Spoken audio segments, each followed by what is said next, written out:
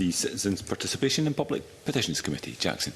First Minister, as convener of this particular committee, it affords me the opportunity to bring directly to you the aims of a particular petition, and hopefully to banjax you into agreeing with the petitioner's ambitions. And I do that again today. I acknowledge the statement this morning in relation to ongoing support for asylum seekers. But we heard a petition number 2028, from Pinar Aksu and Doa Abu Amar, who are both, I think, aware that I'm raising this with you today, on concessionary bus travel for asylum seekers.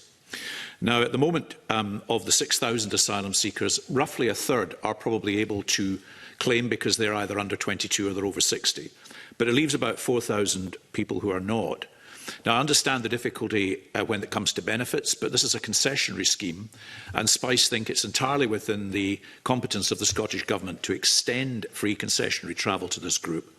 It was within the 22-23 programme for government, a specific reference to delivering a system, a scheme whereby free concessionary travel would be available. It's not in the current programme for government. But we've obviously heard from MSPs and from the community themselves who believe that an extension of this kind would be enormously valuable to asylum seekers and their ability to live and operate within the community. And Paul Sweeney brought to the committee last week an example of one asylum seeker who required dental treatment, couldn't afford the bus fare, had to walk 10 miles in the rain and in pain to secure the treatment that was otherwise available for him. I don't want to throw figures around. It's been suggested it would be about £500,000. I don't know whether that's correct or not. But bluntly, I suppose, is this an objective that the First Minister might like to commit to being able to deliver? If it's taken over an hour for the first banjaxing, First Minister. If there was one issue that I should be banjaxed into, I think this is probably a contender for an issue that I absolutely should give consideration to. We are actually actively giving consideration to this very issue.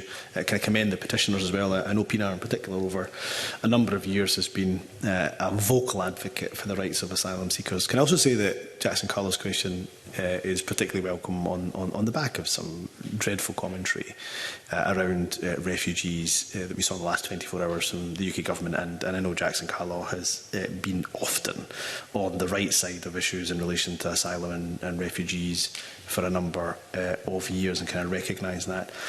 Look, in short, we are open, and not only open to this issue, we are giving it active consideration. There are a number of complex challenges when it comes to, in particular, what we are able to do in relation to asylum seekers, how they are identified, how we can make a concessionary scheme work, but these are not insurmountable if there is a desire to take forward these issues. So I can't say anything more other than it's been an issue of live discussion from within government, and if there is a way to do this, then I'm seeking governments, then we are certainly seeking to do that.